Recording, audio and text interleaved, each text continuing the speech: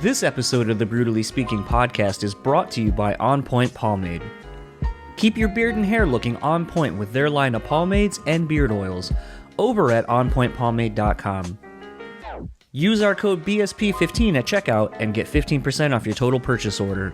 So thanks again to On Point Pomade for sponsoring our show.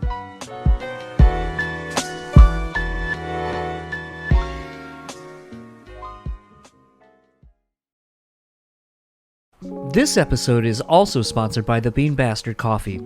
Head over to thebeanbastard.com and pick up any one of their delicious hand-roasted coffees.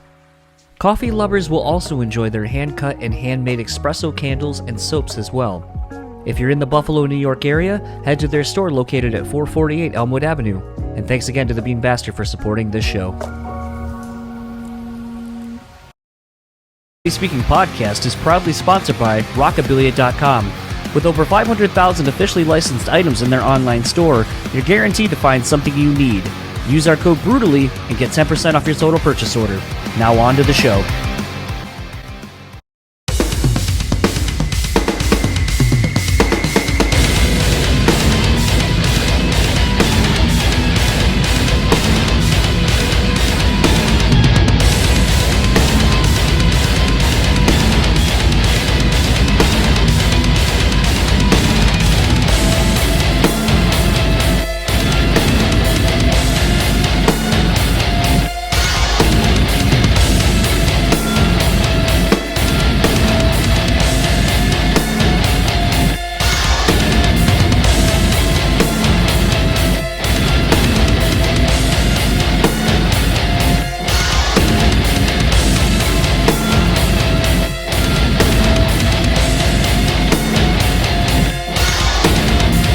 What's up, everybody? Welcome to another episode of the Brutally Speaking Podcast. I am your host, John, and this episode's guest is Malxolm Brixkhouse.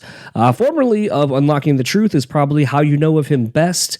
He was the guitar player in that band, but he is out now with a solo album, solo material at this point. I don't think a full album has been released. I know there's been a few singles as of when I'm recording this. You can probably still tell I'm getting over sick. I finally went to the doctor. I finally got diagnosed with a sinus infection, which obviously affects your voice. All of that said, you can guess what I've been drinking plenty of: water. Just loads and loads of water to try to help fight off this cold, this infection. But none of that is really relevant other than you're literally listening to me with a shit voice. But this is actually a really interesting conversation. I remember when getting the email from Amy over at Adam Splitter about having Malxolm on. And when they had sent the email with the new single of his at the time, I was like, there is literally probably nobody better suited than me to have Malxolm on because of my love of hip-hop and listening to newer hip-hop because of my wife, as well as kind of being in the metal hardcore world and all that kind of stuff. So really the Venn diagram for a guest like Malxolm is perfectly on this show, especially if you follow over on Patreon, the weekly playlist I put out. You don't need to be on Patreon actually to hear the playlist, but to see the explanations. There's usually a lot of hip-hop on there, and just definitely something that I've always loved and gravitated toward musically. So it was really kind of cool getting to talk to Malxolm about kind of merging these two styles together and really kind of doing it in such a way that I'm not really necessarily hearing, as you'll kind of end up hearing in the chat itself. I kind of talk about,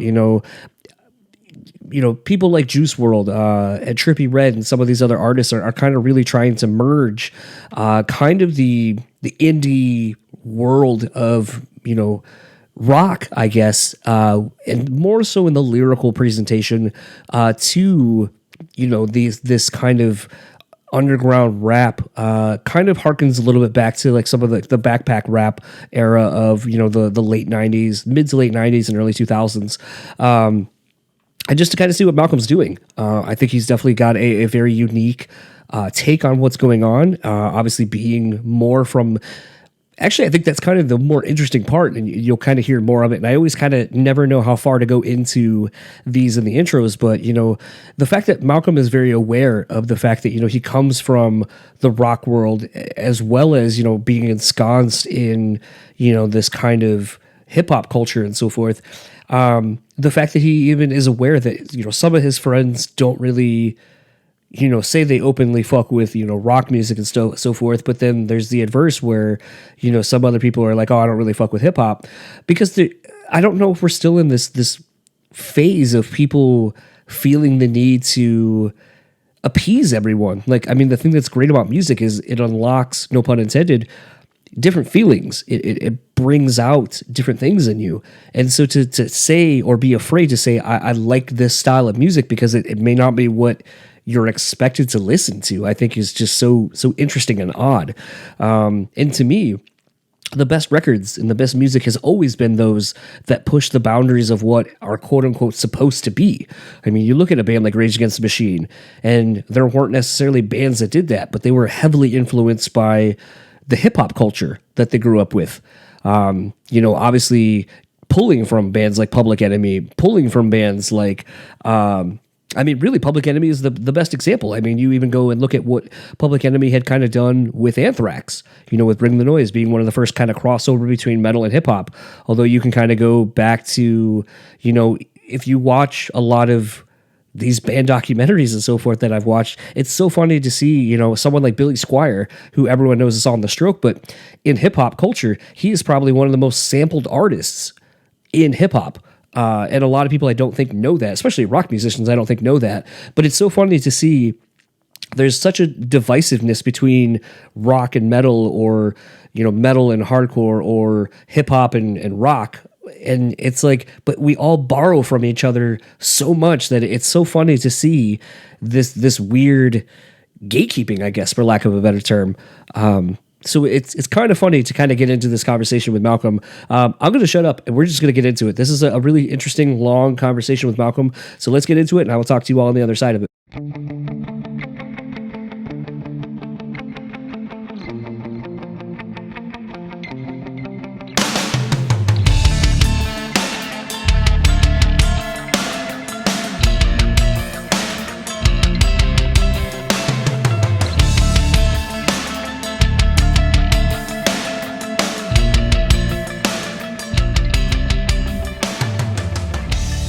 Everything, like, I don't know, Safari didn't support this. Oh yeah, typically most everyone just either like they already have it on their laptops or whatever, or use their iPhones and shit, and it's just straight to go right away. So so apologies on my end. I thought maybe Amy would have said something about it, but it's all good. So usually these are just kind of loose, just conversations really. So I don't have really anything written down. We're just going to talk and kind of see where it goes from there. That's what I like. There we go.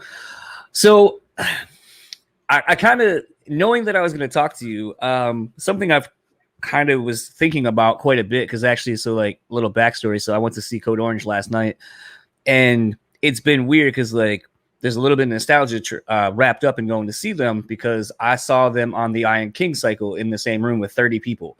Obviously, since then, the whole world has found out about who Code Orange is and what they've gone on to do.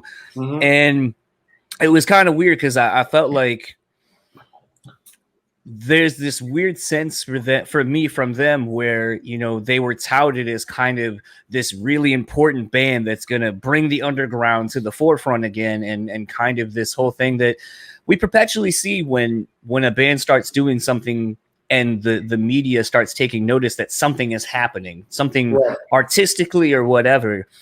And it kind of reminded me a little bit, and I don't know if it's because I knew I was talking to you today, where I kind of was looking at it going like, I feel like the same thing happened with you when like the viral video of, you guys playing in Times Square started happening. And then all of a sudden it was, you guys are, this young band, you're playing instruments, you're playing metal, and you're going to save rock and roll. You're going to save metal. You're going to bring in all this shit. And it starts potentially putting these unrealistic expectations on people, on bands, on artists. And another weird parallel maybe is, and it's the only one I can kind of think of where potentially this has been done to someone else in another medium. But you look at someone like a LeBron James, where dude straight up is like killing it in high school. And then they're literally televising his games, and they're putting adverts in front of before his game starts of Magic Johnson, Michael Jordan, Larry Bird, like some of the greatest that have ever played. and then presenting you this kid who is literally still a kid, doesn't even probably know who the fuck he is or what he's going to become. And there's all these expectations heaped on this motherfucker. And then it's like, I can't help but think maybe the same thing happened to you guys in Unlocking the Truth, where it's like, here is this thing and you're doing it because it's so pure. Now there's all these expectations on it. So I kind of wanted to think and go back a little bit and ask you, you know, how did you deal with it at such a young age to do something that was fun and just passionate about, to then it becoming this thing where you and your friends are the saviors of metal? Right. I didn't even see it as being the saviors of metal. I felt like it was more being the saviors of like my parents, like their, you know, what they want. You know, they didn't force me. You know, like what the adults wanted. We wanted to have fun, and it just so happened that that fun turned into a business, and that's really confusing. Well, and you also have to remember that it's in real time, so I don't realize how surreal or like, you know, unique this experience is.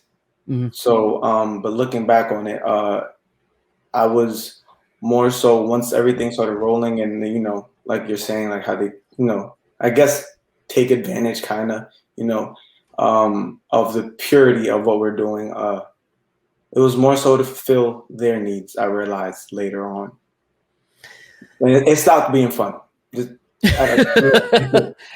Well, I mean, I think that's kind of the interesting thing that we often do, I think, to children. And I don't know, and this conversation potentially might be slightly awkward on my end, because I have things I've thought of, questions maybe that'll arise, but I also want to be respectful of differences culturally, maybe how we grew up, how we live, and stuff like that. So potentially when I say these two, and more so to the viewer who may watch this after the fact. No, it's fine.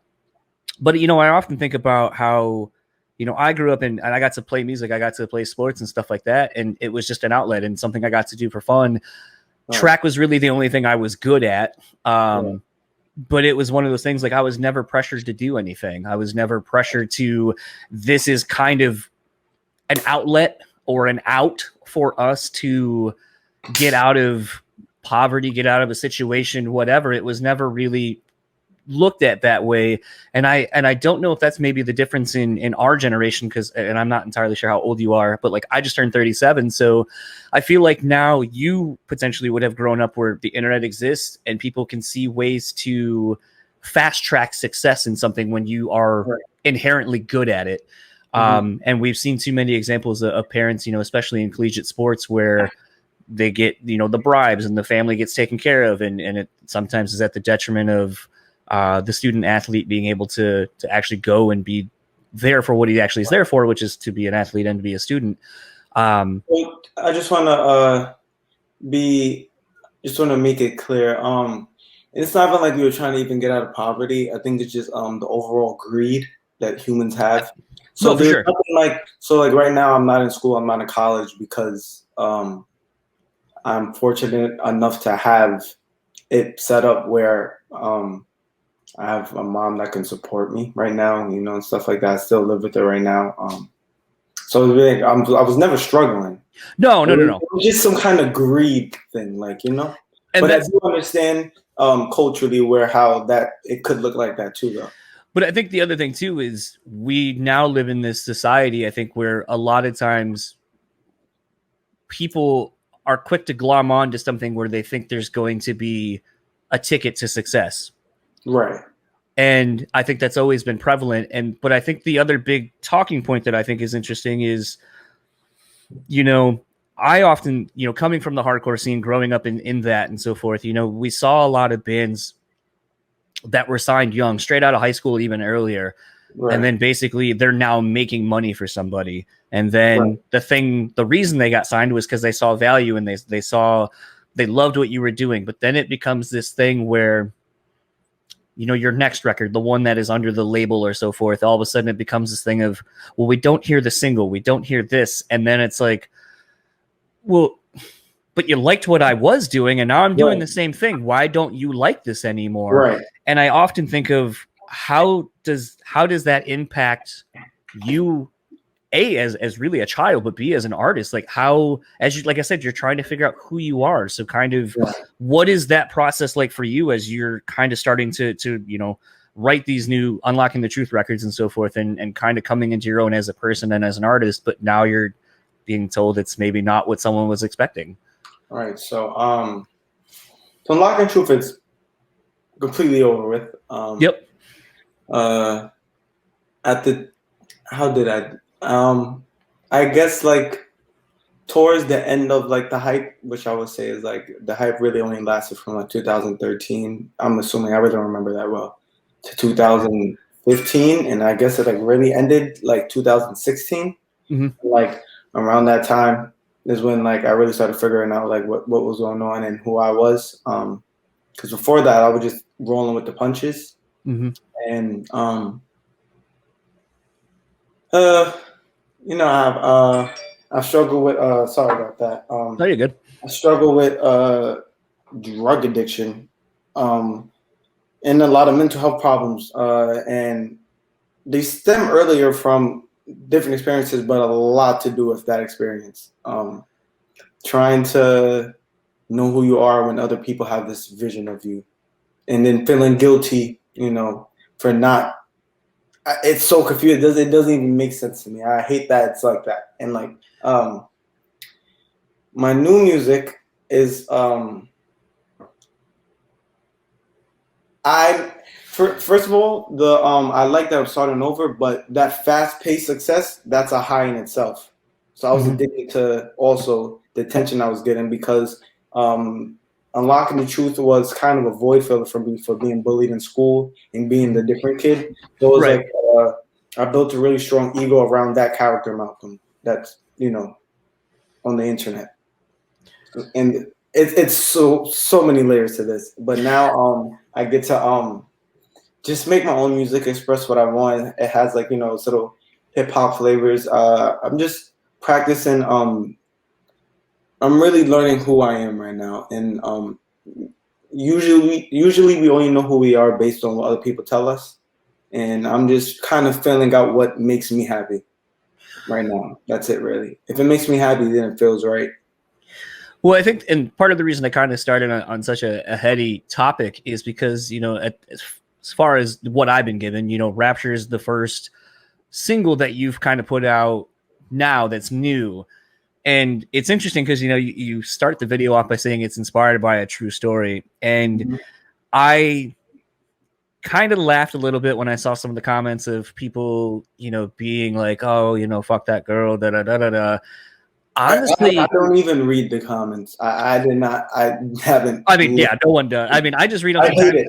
I know, but I thought it was funny because a lot of people take it so literally, and I really kind of wondered as I'm looking at some of the lyrics. I'm kind of wondering if Rapture is kind of more about your experience going through the music industry, right? Yeah, like I kind of was taking more of that versus more of. And everyone goes through heartbreak in relationships and so forth. But to me, it's like, you know, you have like the line of, and actually I'm going to pull it up so I don't get it wrong.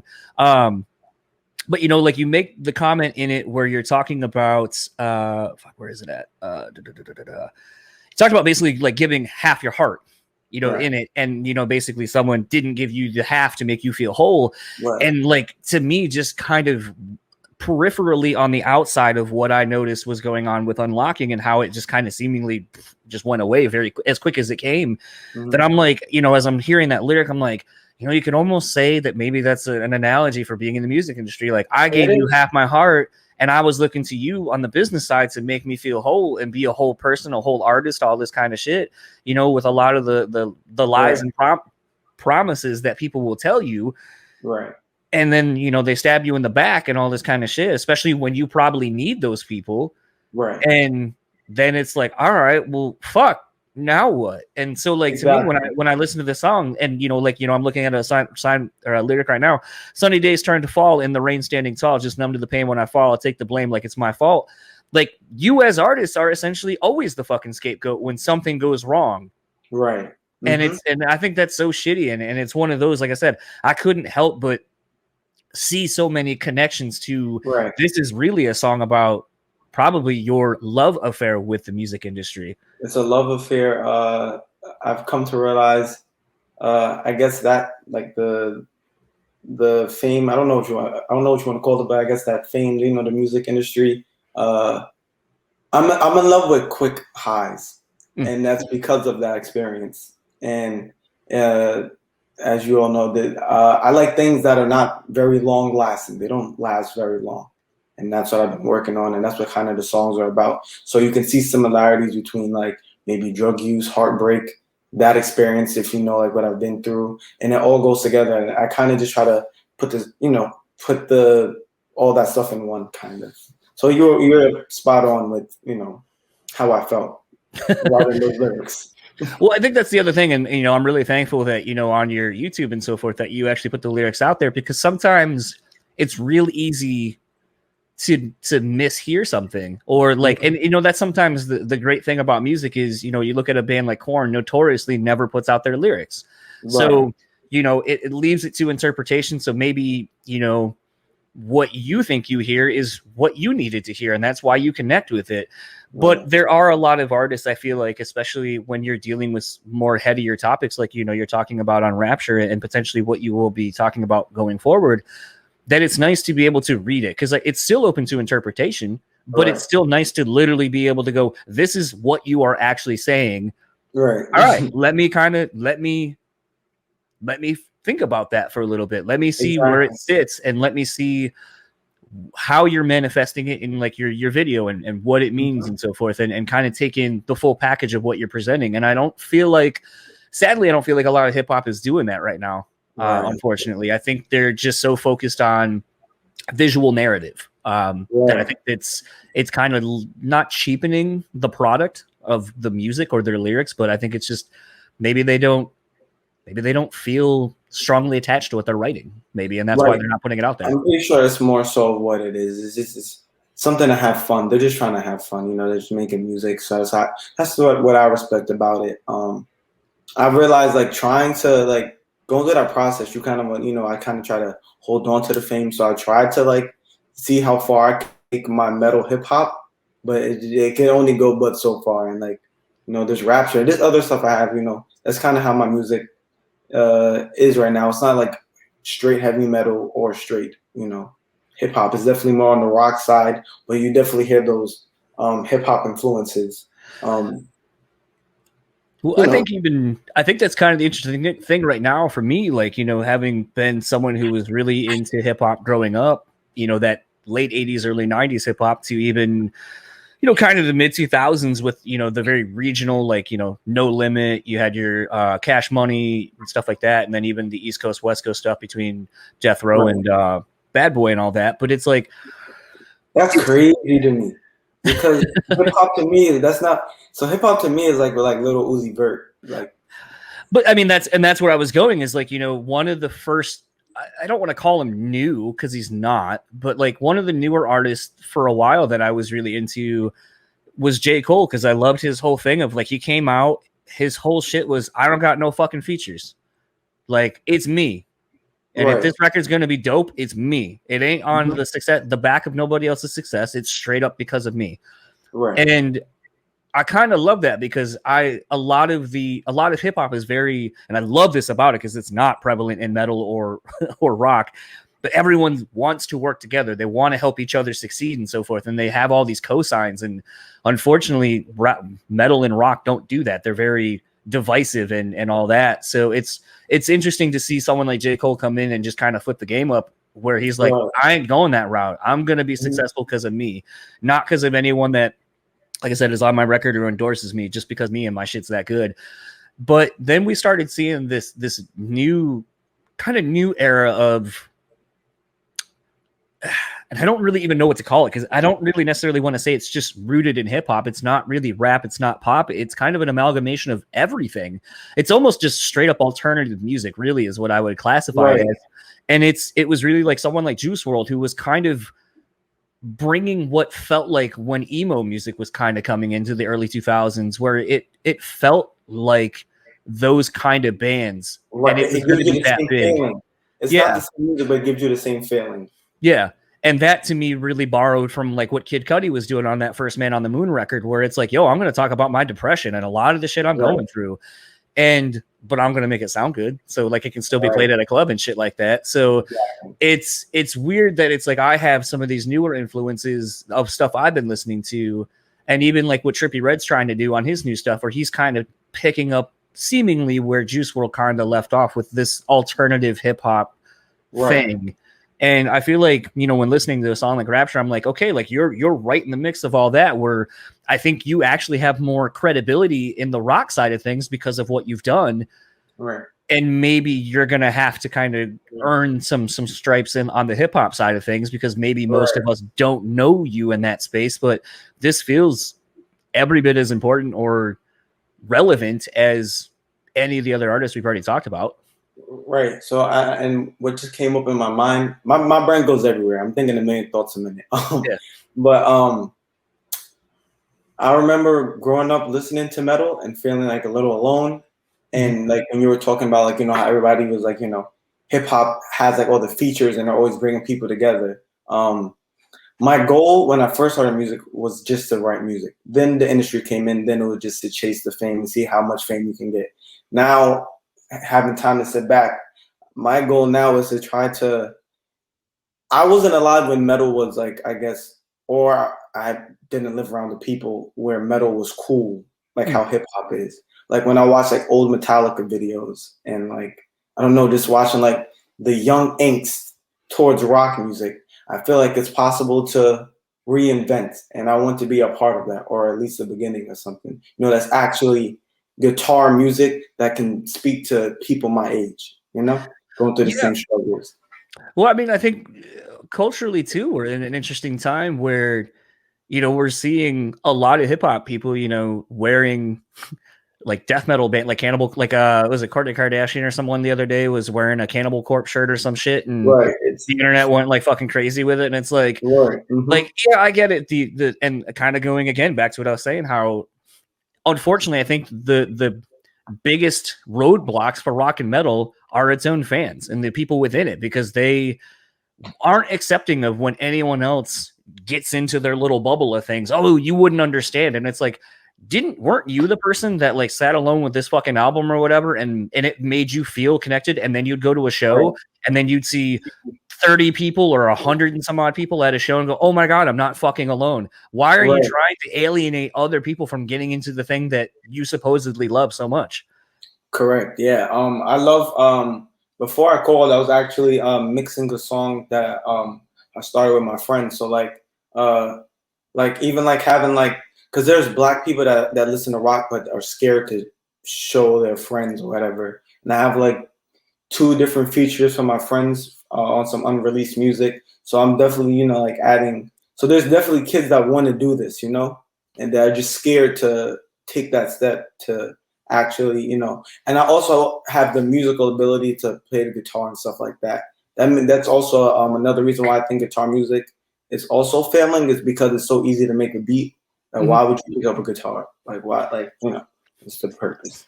So you might be one of the few people I can ask this question to, and you potentially will understand where I'm coming from with it, because I'm talking to people who are so far into their careers and don't listen to aren't in both worlds basically to understand this question. But so I've kind of been wrestling with the idea that I don't know which realm is easier to not make it, but just to be able to make an impact in musically. Because I feel like to be in a band, you have to potentially get with, you know, 3, 4, 5 other people, sit down, write music. Then you got to tour, you got to build your name, you got to do all these things. And potentially that can take many, many, many years to do. Right. Adversely, I feel like in hip hop, because as a lyricist, you can literally just have someone give you a beat. You can be inspired in the moment. You lay down your track, put it out, boom, you're done. Like it's very in the moment and instantaneous. And I kind of love, that's why I kind of love hip hop, because it feels very in the moment. Right. But I feel like because of how easy it is to do that, it's an even more oversaturated market to make your voice be heard. Do you feel one kind of has an easier path to kind of getting your voice heard to more people? And I don't know if I'm explaining the question very well. I've still kind of worked my way through it, but I just find there to be interesting entry points to both. Right. The simplicity, that's why I love it too. I love it because it's so in the moment. And I also love metal because it's so like or like rock, whatever, guitar music, because it's very encapsulating. It's very, but the music today is more fun. Even if it's sad, it's still like more fun. So I don't know which one is. I think it'd definitely be harder.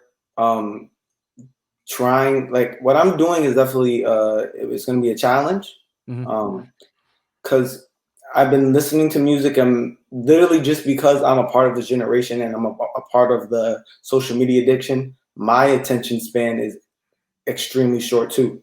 So growing up listening to songs that have bridges and all that kind of stuff, trying to like make that work today is so crazy. Like trying to make a 2-minute rock song, I just don't understand how.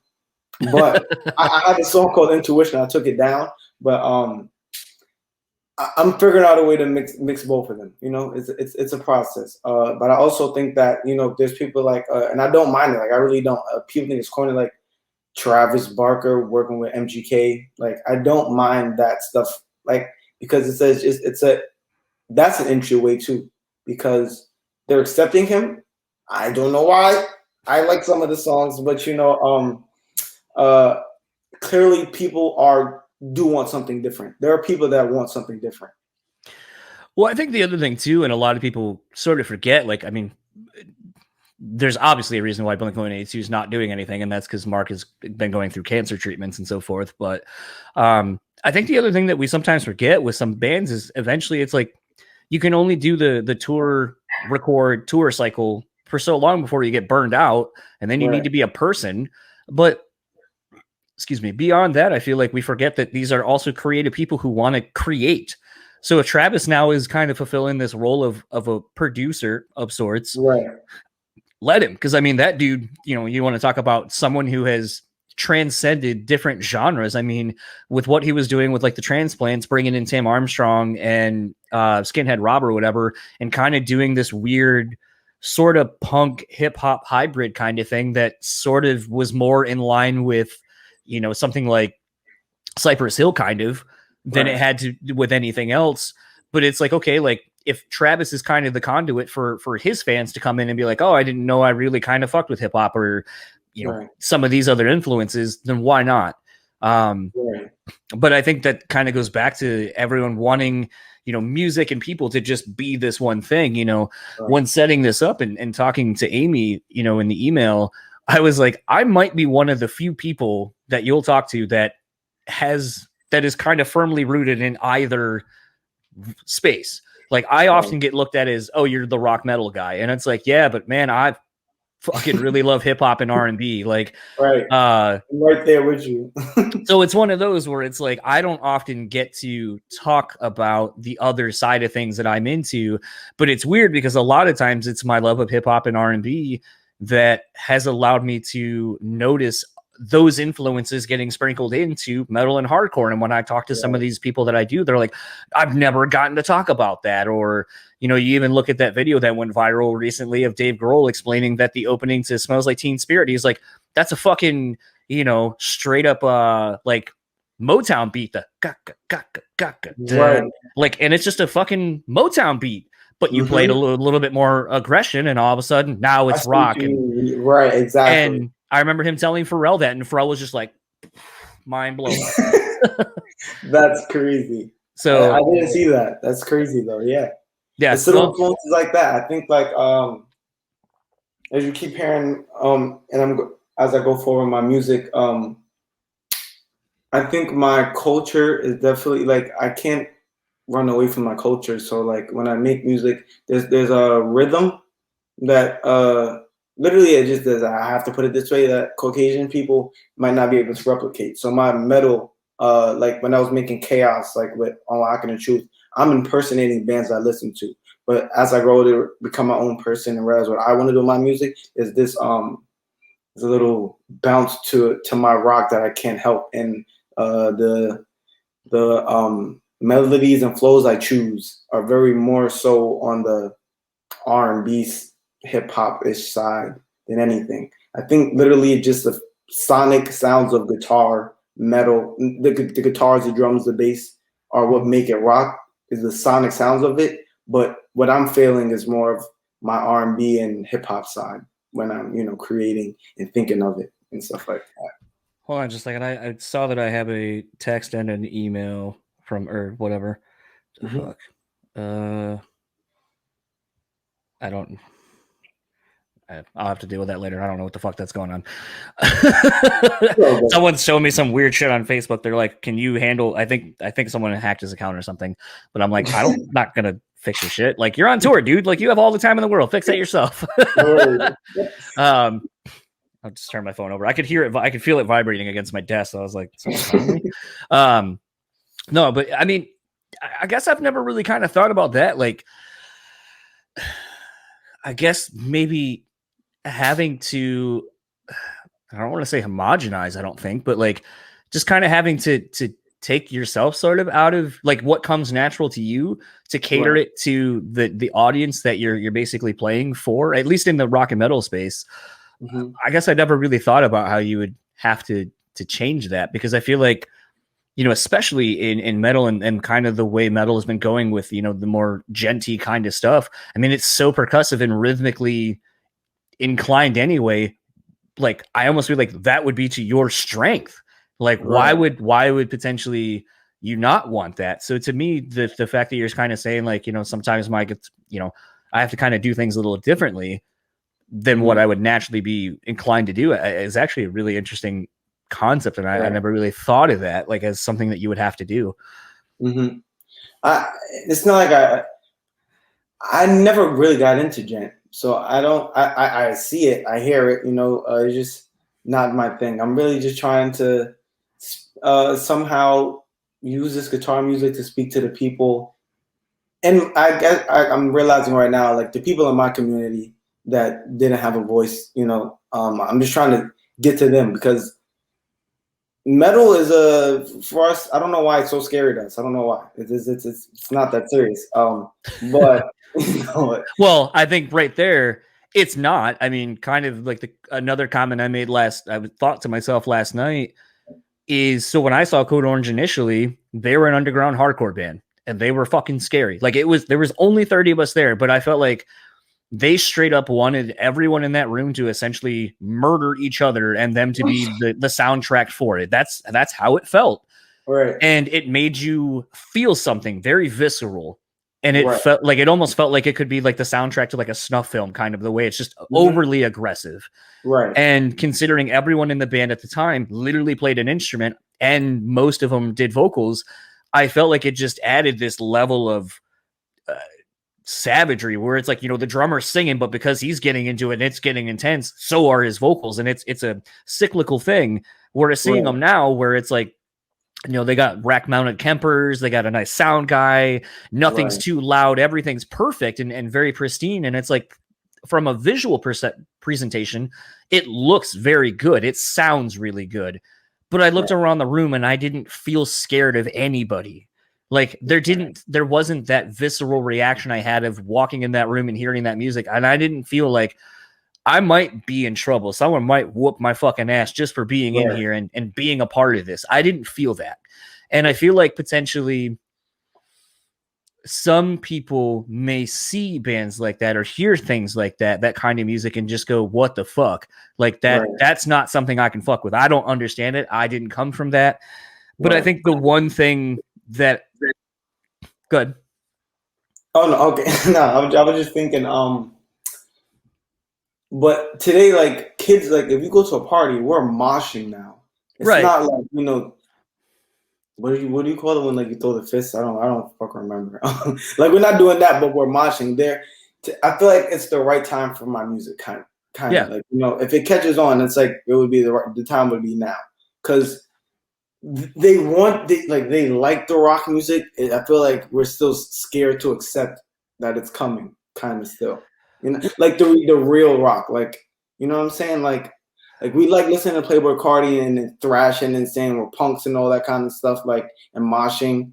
And I think when I went on music for my friends, they do seem to like it. They're just not anything else like it out there, you know? And well, I think that's the hard part about being sort of at the forefront of, like I said, with some of these other artists, like, you know, like what Trippie Redd's trying to do, like what, you know, some of these other artists are doing is there's not really, I don't want to say template, there's not really an example.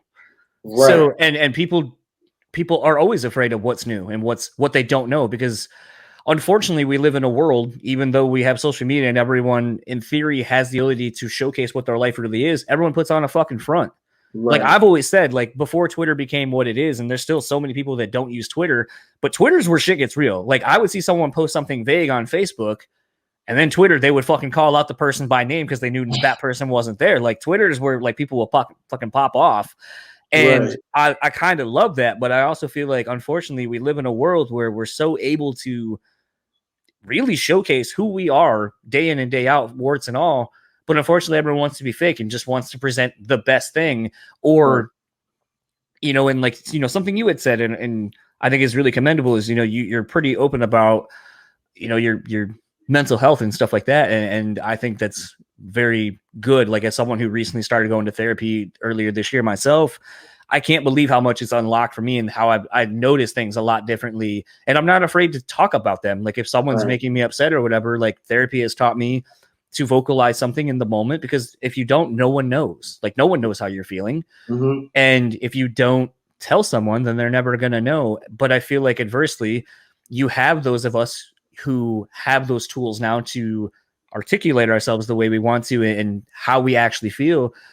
But others aren't, and others don't, because they're still afraid of being judged for who they actually are. And I feel like that correlates whether it's as just straight up as people, person to person, or even musically. Like, I mean, you don't want to sit there and be like, yo, I fuck with this real hard. Oh man, that shit sucks. Oh, well, all right. Yeah, no, I mean, I don't really like it. This part is cool. And it's like, you get that because you don't want to get judged. No one wants to feel excluded. Right. But the freedom comes from when you are able to just be. That's when it was fun, you know?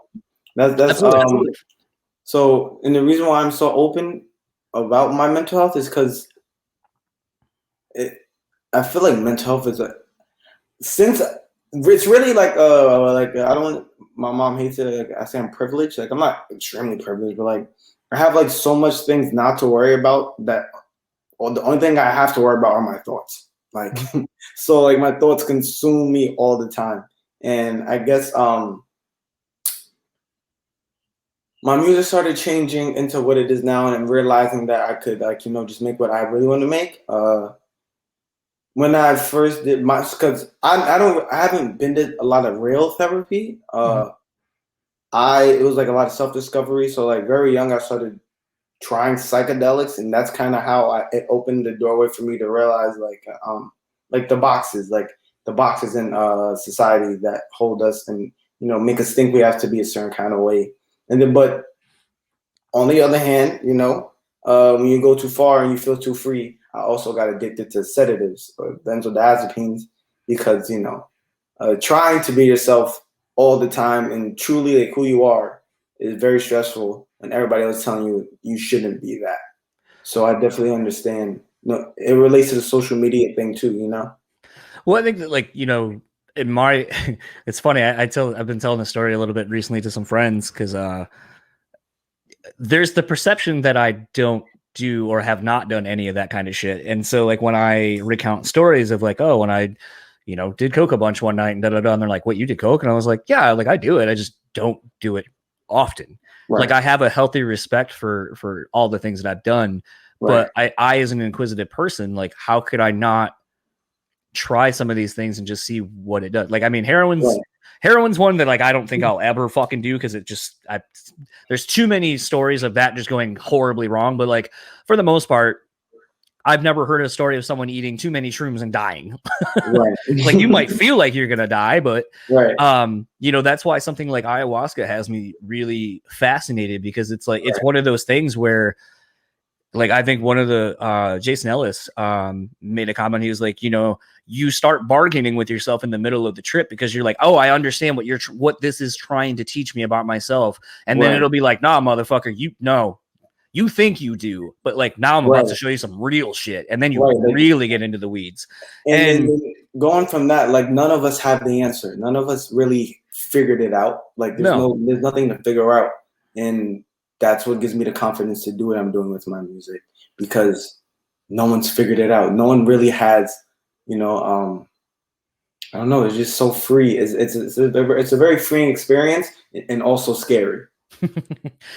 Well, I mean, I think that's been the one thing that's been interesting for me, like shrooms especially, and even something like the synthetic stuff that you can do, like your DMTs and stuff like that. Like every time I've done something like that, it's always taught me something about me. Like, and I always have taken that further and kind of, like you said, like it's opened up about me.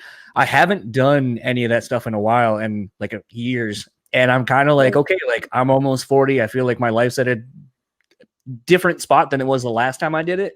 I feel like I need to like go down that route and see what will be revealed to me this time. Yeah.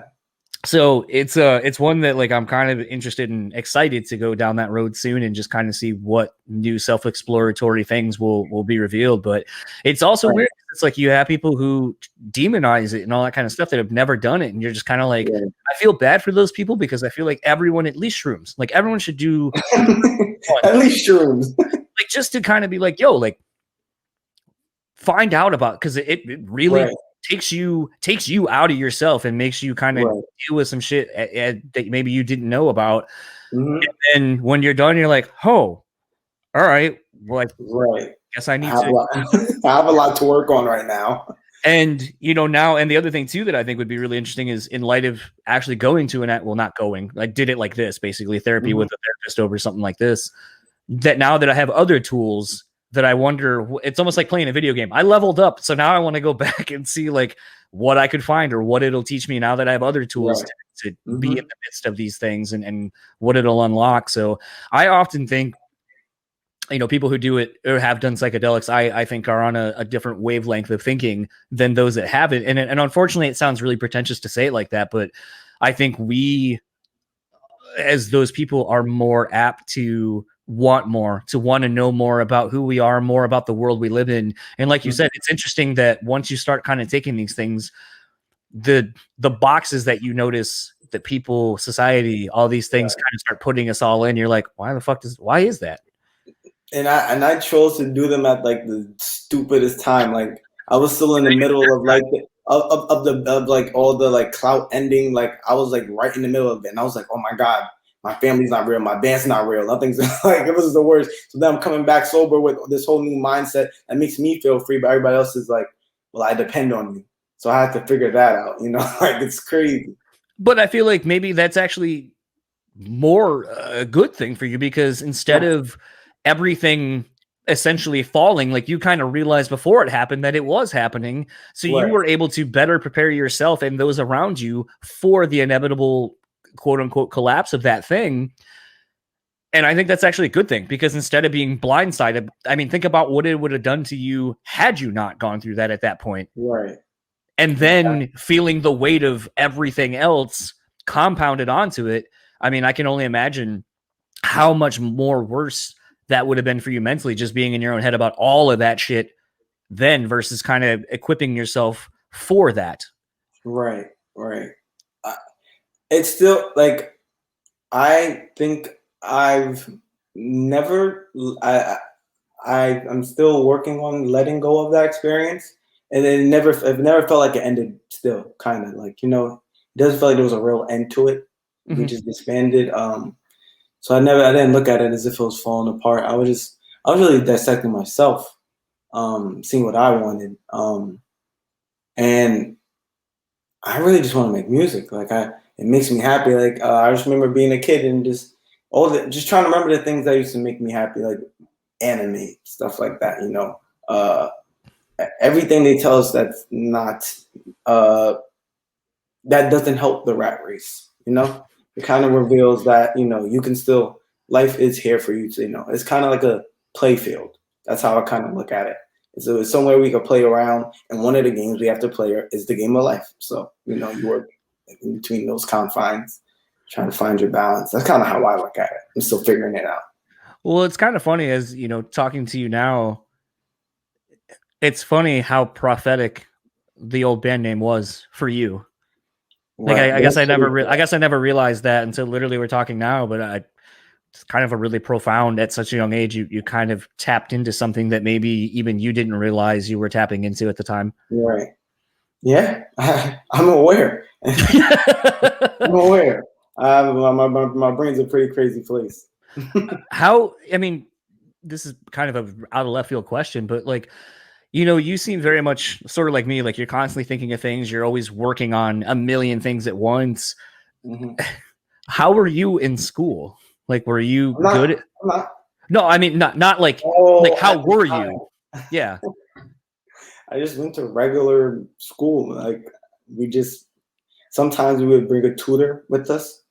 I'm kind of talking more like the balance.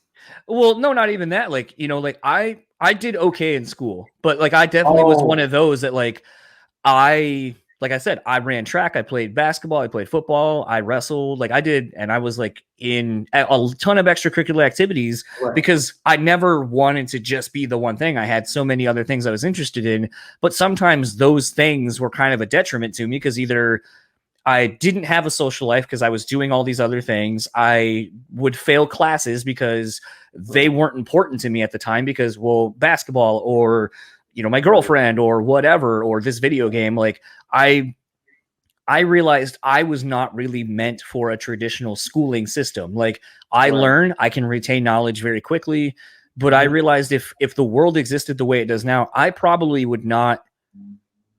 be better being homeschooled than someone just kind of being like, all right, like here, kind of learn at your own pace and so forth. Cause I don't feel like the traditional school system is set up for people like us to succeed, if that makes sense. So I kind of was wondering how you. Yeah. Okay. I see. Yeah. Sorry. I didn't explain that very well initially. No, it's all fine. It's just a battle with yourself.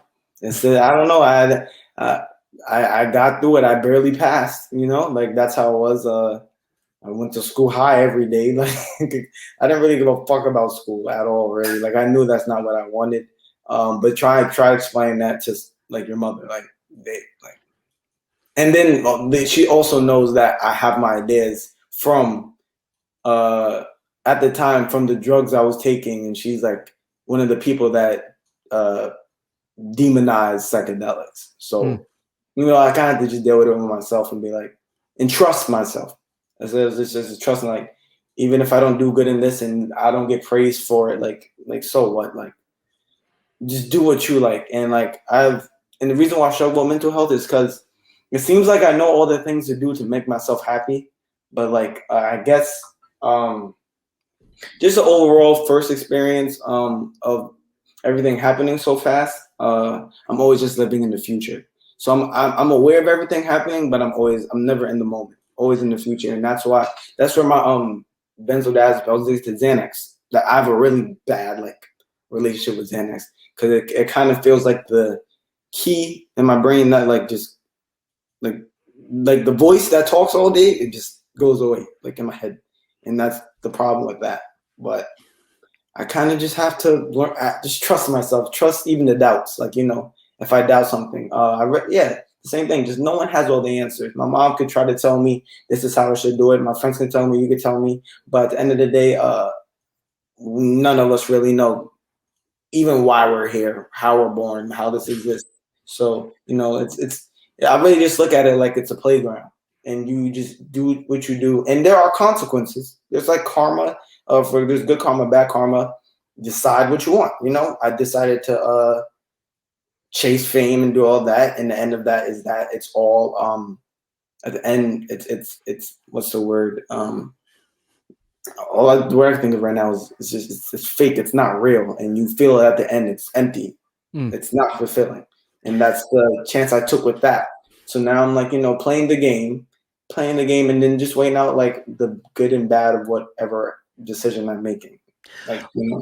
Well, I feel like a lot of times I feel like you going through all that at such a young age is actually a blessing after the fact of all the bullshit. But like, it's actually a blessing because you're able to now know what you want, how to like what's meaningful, and how to kind of approach it from a more purist standpoint. You already know that like the fame side of things is fleeting and it doesn't last forever and it's not fulfilling. Right. I almost feel like it actually makes you, I don't want to say a more dangerous artist, but someone who is going to be more interesting to follow because you already know that shit ain't real. So fuck it. I'm gonna do what I want to do. Right. And I'm gonna have people come to me versus me trying to chase the people. And Right. at the end of the day, the people that will find your music and appreciate it, those are going to be the ones that are going to stick around more because there's more of a connection. They know it's not like it's not processed, it's not fake. Right. It's all real. And that's definitely what I want to do it for. And that's why my music is also I'm not scared to express my mental health. Because this is just generally how I am, like I don't know how else to express myself. And it's a struggle when you kind of like a dangerous artist, and I'm aware of these things.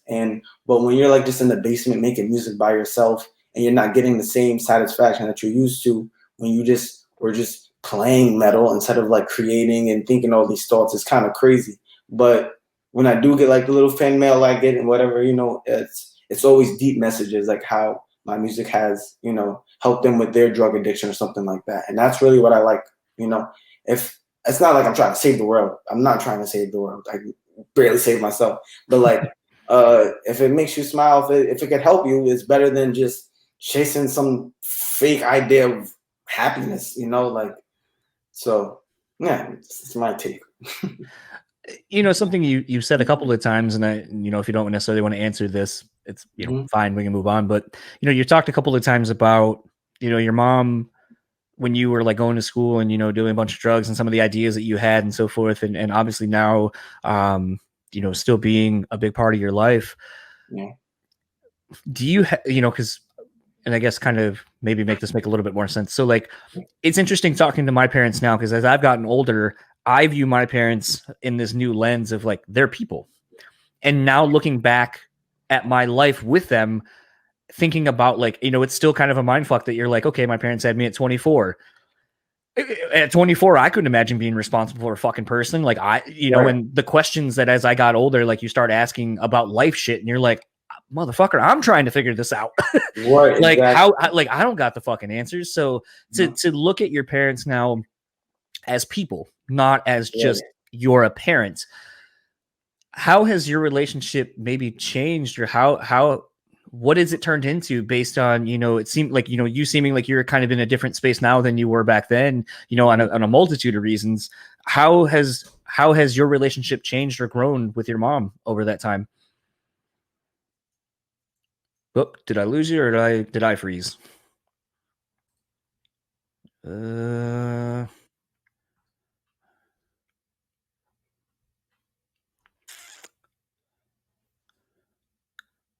think that's me. Nope, I'm still going. Signal's still good.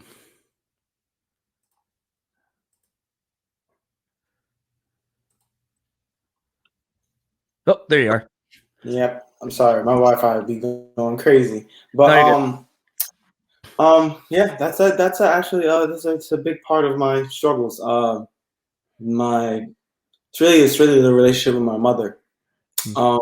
Seeing them as people and not just your parents. And I realized that a while ago, and I used to I still do, like, because she yeah, I get very real. So it's gonna get like, I have no filters. I don't know. I just Yeah. I'm like the for I have a pretty regular relationship with my dad just because this personality wise we just get along, he's more free, she was one, like, when I think of one of the managers of Unlocking the Truth, like she was like one of the managers, and it's been a struggle for me to look at her like, my mother, like you're the person that gave me the courage to do this, then also the person that took away the magic. and I feel like I've been like and I feel like it's just from how she was raised, and like I'm here because of her a loss she's had, and I'm filling that void for her, and I think she's a human. She's not meaning to hurt me, in any kind of way, and I always call her a narcissist because I really truly believe she's a narcissist. But then thinking about it that way, they're people. And I realized I had exactly all the same traits that she has. And the only way like we can ever stop the cycle of arguing every day was for me to see myself in her. And I have so many traits that are the same. And I'm realizing that like yesterday, like just like if I really just look at you as a person, I can understand you. And I would feel just like you. And I was like listening to some of my songs, but putting myself in my mom's perspective, listening to the lyrics and how it would affect her. And it's like we're the same person. It's pretty crazy. So, who the fuck is knocking on my door? 1 second. Yep.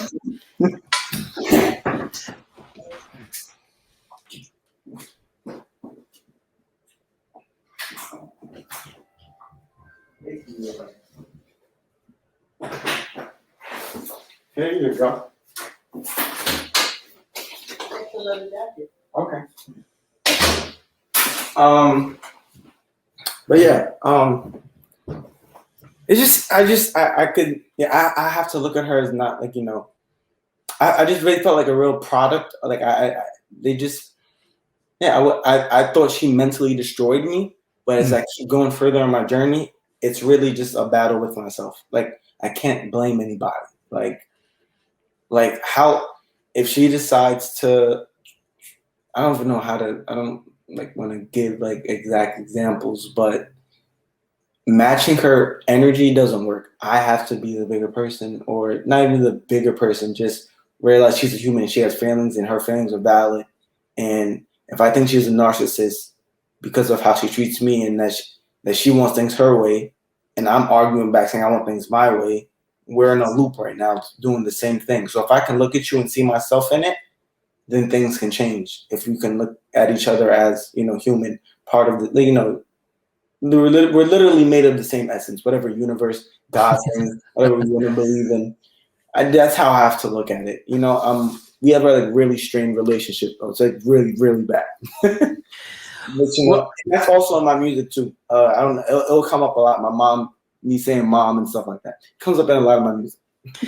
Well, it's funny because, like I said, it's as you get older, you just kind of start looking at things differently. And like I said, I don't know how much some of it, like, sadly, I felt like such a fucking cliche. Like when my therapist is like, we're talking about something, and then it boiled down to basically my parents. I was like, God damn it. Like, I was like, couldn't it have been something different? Like, not just my fucking parents. Like, come on. Like, I think I'm a little bit smarter than that. I could have figured that one out. But then as we started breaking stuff down, it's just, it's a lot of things. And it's like, how can it not? Because that is essentially your foundation for you. Like, you are, in theory, at least like, I don't want to say like literally you are half and half of your parents, but I mean, you are basically the makeup of the two of them. So how would you not have components of them?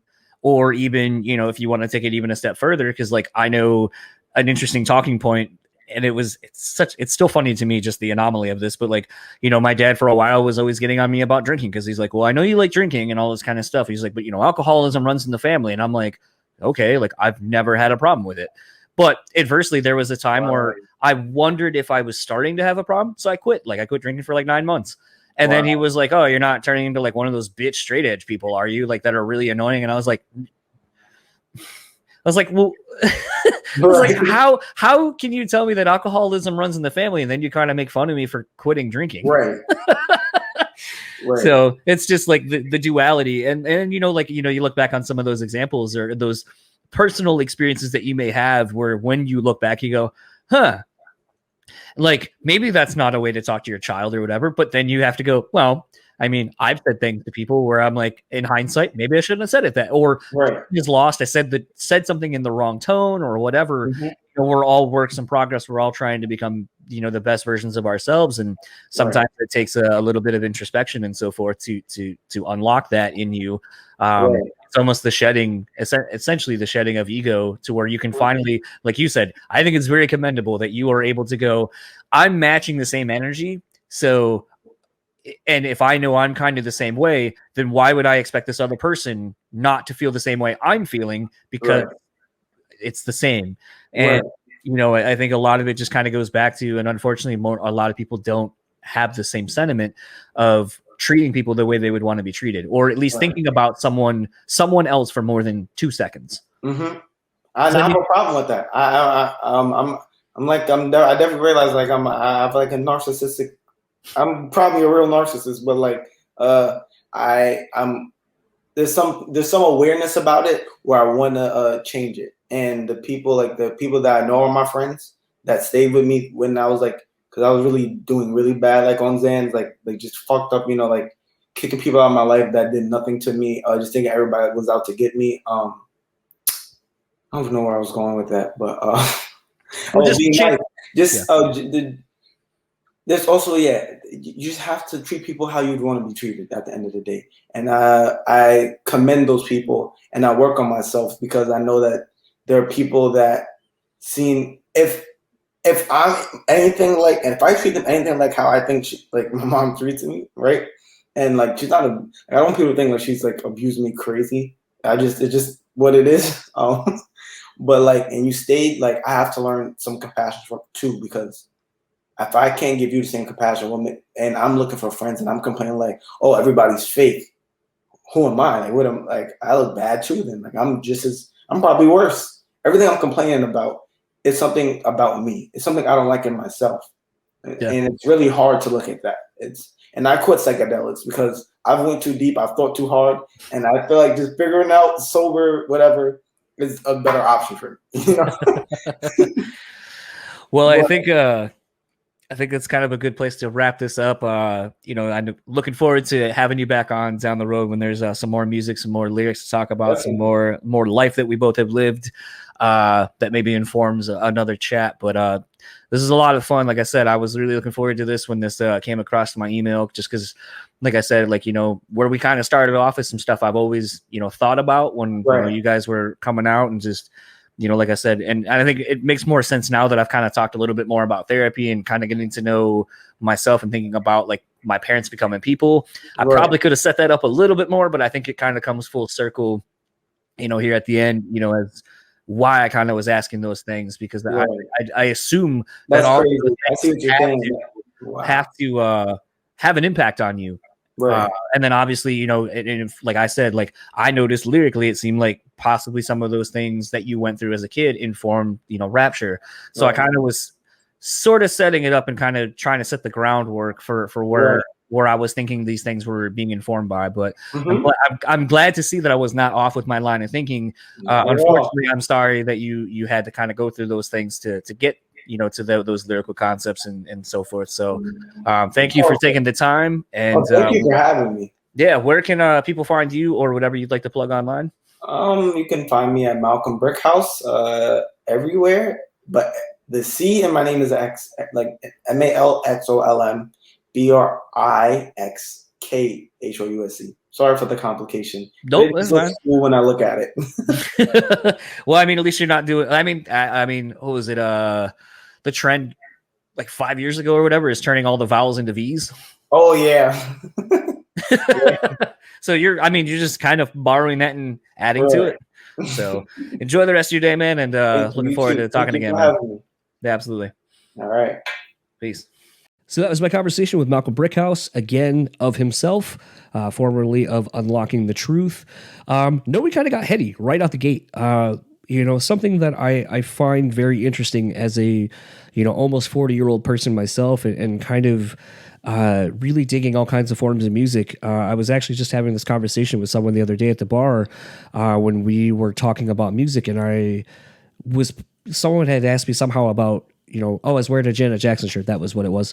And the person was asking me how I felt about Michael Jackson, how I felt about the Jackson 5 and Motown and a bunch of stuff. And I was like, I have a love for all of it. And I was like, but I think the thing is once you take Michael Jackson out of the Jackson 5, it just doesn't work. Like there was not that star power. I mean, the Jackson 5 tried going on without him. But it's like, I'm sorry, Tito and Marlon and all them aren't gonna. They don't have the draw, that it factor that Michael had, even at a young age. That's why Michael was the focal point of the Jackson 5. And to see what he did, on his own, I think showcases that Michael had a lot more of the talent and knew more about the music. I mean, you go on and watch that This Is It documentary, and to see Michael, who, as far as I know, couldn't play a fucking instrument to save his life, but to see him with his band for the dress rehearsals for the tour, and he's telling his band leader, the keyboard player, I think it was on The Way You Make Me Feel, where it's like, they're kind of slowly kind of getting into it. And he's like, you got to let this part simmer. You got to let it simmer. Play it a little bit longer. Keep it longer. And every time the band would try to come in, he's like, no. You got to keep building this part. Music is about the tension and the release and all this kind of stuff. Like, Michael understands music and he understands how it makes people feel. And it's one of those things that I think that is what's interesting about music, whether it be hip hop, whether it be rock, whether it be metal, whether it be, pop, country, whatever. When you find the people who really know how to write a good song and make great music, it transcends any genre or style. And to me, that's always been the fascinating thing once you start learning more about music history. I was telling Malcolm about, having just seen Dave Grohl talking with Pharrell.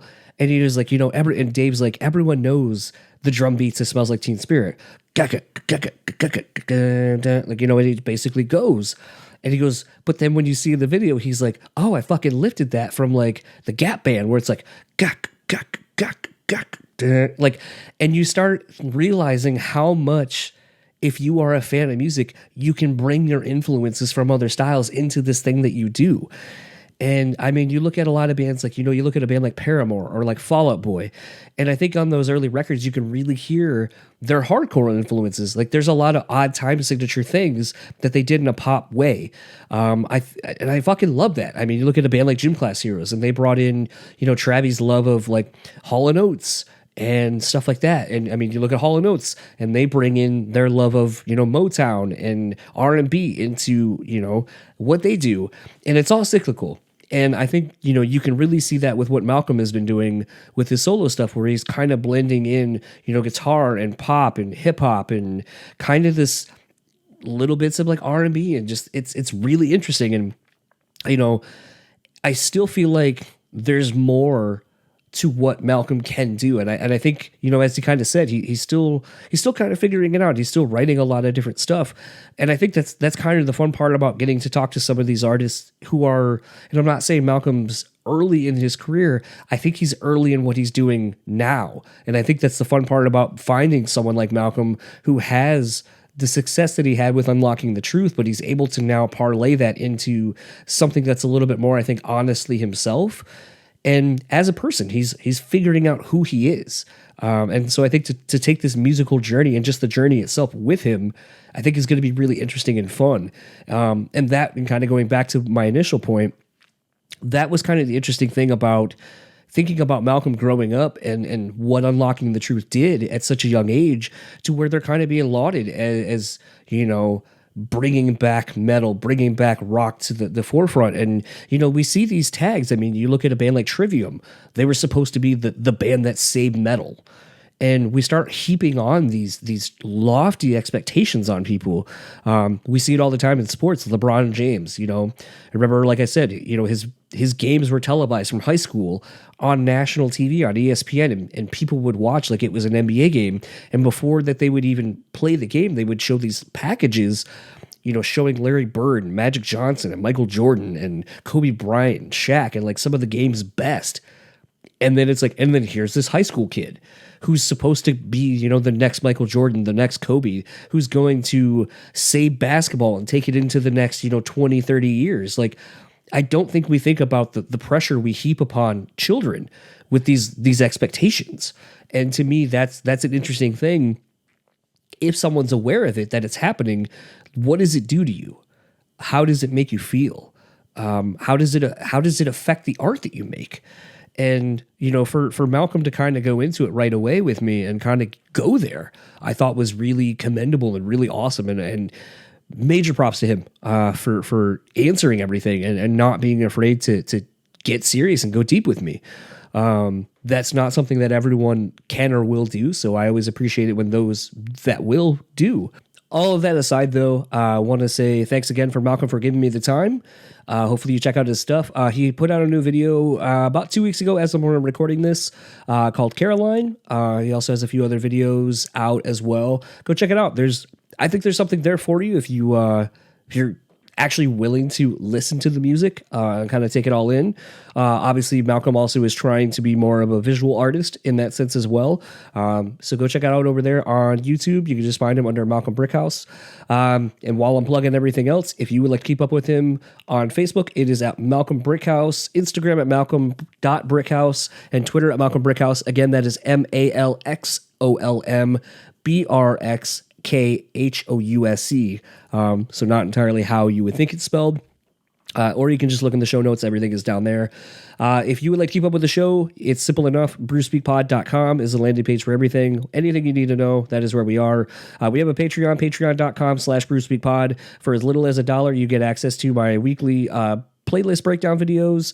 I've been putting up a couple more What I Learned from a Podcast videos. You also get access to episodes that'll never be aired, as well as at the $3 tier, you'll get access to the early audio of everything I do before it gets put out as an actual episode. So you could have heard this probably about a month and a half ago.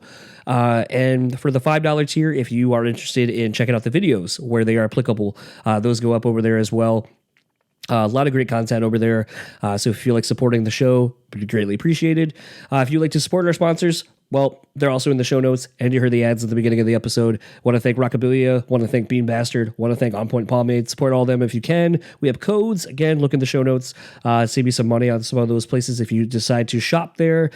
And that about wraps it up for this episode of the Brutally Speaking Podcast. I am John, and join us next week where we kind of keep on the hip-hop, rock, metal train as we welcome Jamie Mad Rocks again from Twisted. That was a really great conversation. I think you guys are really going to enjoy that.